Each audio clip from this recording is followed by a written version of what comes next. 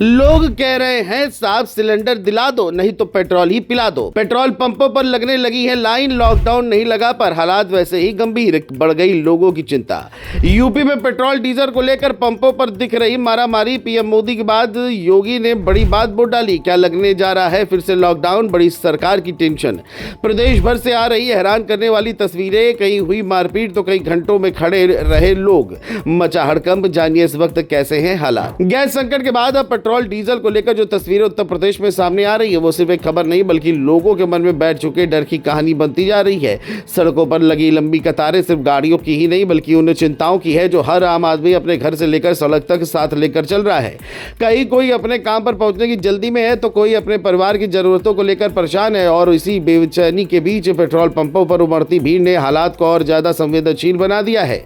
लोगों की आंखों में एक ही सवाल है, अगर सब कुछ सामान्य है तो ये हालात क्यों है? क्यों लोग घंटों लाइन में खड़े रहने को मजबूर हैं? क्यों नो स्टॉक के बोर्ड लोगों की धड़कनें बढ़ा रहे हैं? ये सिर्फ ईंधन की कहानी नहीं है, ये भरोसे और भय के बीच की उस खाई की कहानी है जो हर गुजरते पल के साथ और गहरी होती जा रही है। दरअसल इजराइल ईरान में बढ़ते तनाव की खबरों ने आम लोगों के मन में एक अनदेखा डर पैदा कर दिया है। यही डर धीरे धीरे अफवाह में बदला और फिर अफवाह ने पूरे माहौल को अपनी चपेट में ले लिया। सोशल मीडिया पर उठती खबरें, लोगों के बीच फैलती चर्चाएं और भविष्य को लेकर अनिश्चितता ने मिलकर एक ऐसा माहौल बना दिया जहां हर कोई पहले से ज्यादा सुरक्षित रहना चाहता है। नतीजा ये हुआ कि जरूरत से ज्यादा खरीदारी शुरू हो गई और अचानक बड़ी मांग ने सप्लाई पर दबाव बना दिया। देश के अलग अलग राज्यों से आ रही तस्वीर भी इस कहानी को दोहरा रही है। गुजरात से लेकर महाराष्ट्र, तमिलनाडु से लेकर तेलंगाना, हर जगह पेट्रोल पंपों के बाहर लंबी लाइन इस बात की गवाही दे रही है कि ये सिर्फ एक राज्य की समस्या नहीं बल्कि एक सामूहिक चिंता बन चुकी है। कई जगहों पर हालात इतने बिगड़ गए हैं कि लोगों के बीच बहस और झड़प की खबरें भी सामने आई है जो इस बात का संकेत है कि डर अब बेचैनी में बदल चुका है। यूपी में भी कुछ ऐसा ही नजारा देखने को मिल रहा है। लखनऊ समेत कई शहरों में अचानक बड़ी भीड़ ने व्यवस्था को चुनौती दे दी है। छुट्टियों का समय है और बाहर से आ रही खबरों ने इस भीड़ को और बढ़ा दिया जिससे हालात और ज्यादा तनावपूर्ण नजर आ रहे हैं।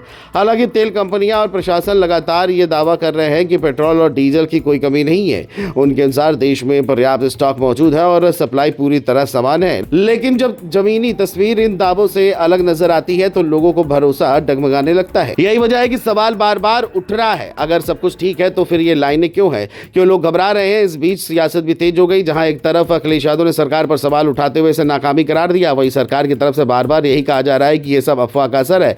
मुख्यमंत्री योगी आदित्यनाथ ने भी लोगों से अपील की कि वे घबराए नहीं, जरूरत से ज्यादा ईंधन जमा न करें और संयम बनाए रखें। उन्होंने ये भी ऐलान किया कि जो अफवाह फैला रहे हैं उन पर कार्रवाई होगी। उन्होंने साफ कहा कि फिलहाल स्थिति नियंत्रण में है लेकिन लोगों को मानसिक रूप से तैयार रहने की जरूरत जरूर है। उन्होंने यह भी सवाल उठाया कि जो सिलेंडर पहले महीने भर चलता था अब लोग उसे कुछ ही दिनों में क्यों खत्म कर रहे हैं। ये बदलाव कुछ इस बात का संकेत है कि डर ने लोगों की सोच और व्यवहार दोनों को प्रभावित किया है। अब एक तरफ सरकार के भरोसे दिलाने वाले बयान और दूसरी तरफ जमीन पर दिख रही बेचैनी। आम आदमी उसी उलझन में फंसा हुआ है कि आखिर किस पर भरोसा करे। रोजमर्रा की जिंदगी पहले ही महंगाई और जिम्मेदारियों के बोझ से दब चुकी है और ऐसे में ईंधन को लेकर अनिश्चितता ने उनकी परेशानी को और बढ़ा दिया है।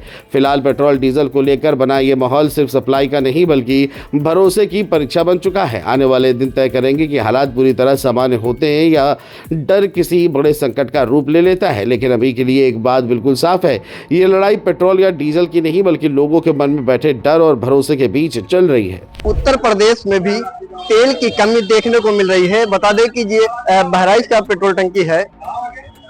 यहाँ पर काफी लंबी कतारों में लोग अपने वाहन को लेकर के खड़े हैं पेट्रोल डलाने के लिए। क्या ये अफवाह है या सच्चाई है, यहाँ पर जो लोग हैं उनसे जानने की कोशिश करेंगे। अच्छा, आज आप लाइन में है, पेट्रोल की कमी देखने को मिल रही है, क्या दिक्कत है? पेट्रोल की कोई कमी है नहीं मेरी समझ से। थोड़ी बहुत लोगों को अफवाह की वजह से भीड़ भाड़ लग रही है। पेट्रोल हम लोगों को मिल रहा है। अब जो अफवाह चल रही है, जो हालात चल रहे हैं देश में, तो उसकी वजह थोड़ा बहुत परेशानी तो हम लोग को उठानी पड़ेगी कैसे भी। कहीं ना कहीं ये है कि तेल की कमी है थोड़ा बहुत, लेकिन अब क्या किया जा सकता है। सरकार कह रही है, आप लोग पैनिक कर रहे हैं। नहीं, ऐसा कुछ नहीं है, ऐसा कुछ नहीं है। तेल की कमी है नहीं, हम लोग को शहर में बहराइच में तेल मिल जा रहा है।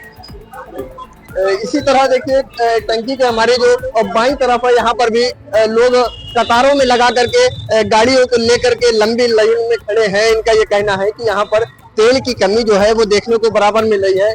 अच्छा, आप ड्यूटी पे जा रहे हैं और तेल के लिए लाइन लगाए हैं, क्या कहेंगे? भाई ये दिक्कत तो हर जगह है, अपने इंडिया में थोड़ी है, हर जगह है। अब ये दिक्कत तो अमेरिका करके बैठी है, ईरान को टक्कर देके। अब बाकी जब तक वहां से आ नहीं पाएगा तब तक यहाँ से कहाँ हो पाएगा। बाकी सबको सहयोग देना चाहिए।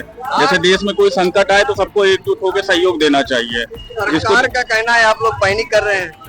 ऐसा कुछ नहीं है। हाँ, पब्लिक में अफवाहें उड़ती हैं तो पब्लिक पैनिक हो ही रही है। आप देखे होंगे एक बार नमक का अफवाह उड़ा था तो आदमी नमक के लिए दौड़ रहा था। पेट्रोल सबको मिलेगा, लेकिन हाँ दिक्कतें आ रही हैं भाई। इतनी बड़े देश है, इतना पब्लिक है, इतनी आबादी है, तो हर एक चीज को कंज्यूम करना या उसको भंडारण क्षमता एक सीमित है, कंज्यूम करना भी वो है। अब आगे से आएगा नहीं तो यहाँ पे होगा कैसे? पब्लिक को सपोर्ट करना चाहिए इस टाइम देश को अपने।